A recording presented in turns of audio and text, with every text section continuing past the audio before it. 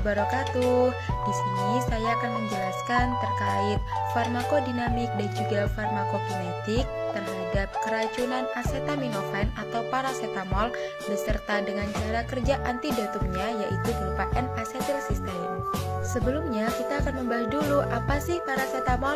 Paracetamol adalah suatu obat-obatan yang umum digunakan untuk pereda nyeri dan juga penurun panas. Yang kedua, kita akan bahas terkait dengan dosis dari paracetamol.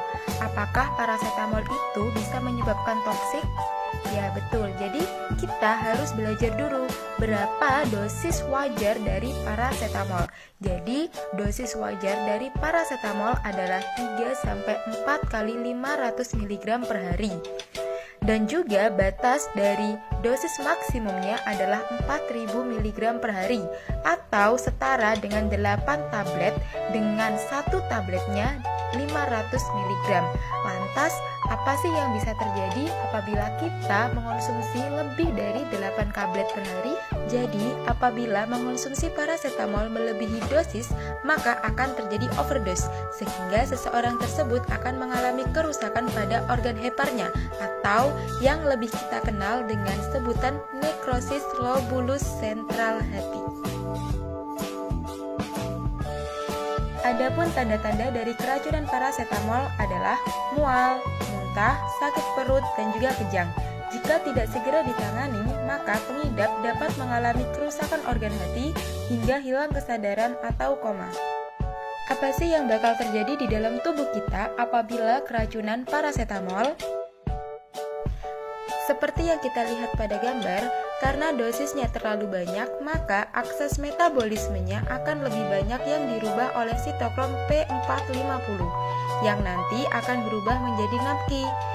NAPQI akan berikatan dengan suatu protein seluler yang dapat meningkatkan kerusakan hati ataupun ginjal. Jadi, senyawa toksin dalam paracetamol yaitu NAPQI. Bagaimana sih cara mengatasi keracunan pada paracetamol itu? Yaitu adalah dengan penggunaan antidotum. Antidotum adalah suatu penawar yang digunakan untuk mengatasi kasus-kasus keracunan. Yang pertama adalah penggunaan antidotum N-asetilsistein. Jadi, N-asetilsistein bekerja sebagai hepatoprotektor, yaitu dengan cara memperbanyak glutathione pada hati, bekerja sebagai pengganti glutathione dan meningkatkan konjugasi sulfat non-toksik paracetamol. N-asetilsistein juga mencegah NAPQI berikatan dengan sel hepar sehingga mencegah kerusakan pada hati. Asetilsistein juga efektif apabila diberikan segera dalam 8-10 jam pertama. Selain belajar tentang antidotumnya, kita juga harus belajar nih terkait bagaimana sih paracetamol itu bisa diabsorpsi, bisa didistribusi, bisa dimetabolisme, serta diekskresikan dalam tubuh kita. Yang pertama adalah absorpsi. Absorpsi obat paracetamol dengan cepat melalui saluran pencernaan.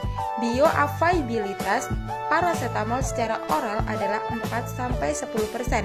Waktu yang diperlukan untuk mencapai konsentrasi puncak pada plasma pada penggunaan paracetamol secara oral adalah 0,5-1 jam. Yang kedua ada distribusi.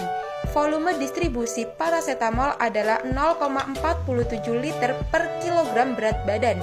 Obat paracetamol berikatan dengan protein plasma atau protein binding plasma sebanyak 83%.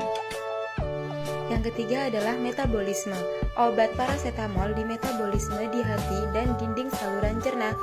Paracetamol dapat dimetabolisasi menjadi sistein, disulfida, dan juga konjugat lainnya seperti N-diasetilsistein, N-asetilsistein protein. Yang keempat adalah ekskresi. Obat paracetamol diekskresi melalui urin. Waktu paruh obat asetilsistein atau paracetamol yang dikonsumsi secara oral adalah 6,25 jam. Sedangkan waktu paruh obat paracetamol yang digunakan secara intravena adalah 5,58 jam. Waktu pengeluaran rata-rata paracetamol adalah 0,11 liter per kilogram berat badan. Yang terakhir adalah kontraindikasi dari parasetamol. Tidak semua orang boleh menggunakan parasetamol secara bebas, namun parasetamol harus digunakan sesuai dengan resep dokter. Lantas, siapa sajakah yang tidak boleh mengonsumsi dari parasetamol? Yang pertama adalah orang yang mempunyai alergi terhadap parasetamol. Yang kedua, orang yang mempunyai penyakit ginjal ataupun tekanan darah tinggi.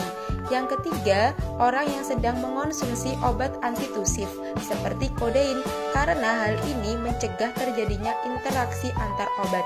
Yang terakhir adalah ketika seseorang itu sedang hamil, menyusui, ataupun sedang merencanakan kehamilan.